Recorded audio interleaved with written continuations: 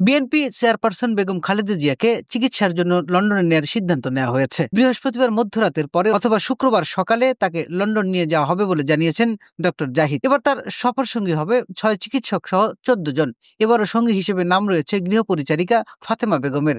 দীর্ঘদিন ধরে বেগম খালেদা জিয়ার সঙ্গে রয়েছেন তিনি। এবারের সফরে খালেদা জিয়ার সঙ্গে 2 গৃহপরিচারিকা ফাতেমা বেগম ও রূপা শিকদার থাকবেন বলে বিএনপি মহাসচিব মির্জা ফখরুল ইসলাম আলমগীর এক প্রেস বিজ্ঞপ্তিতে জানিয়েছেন।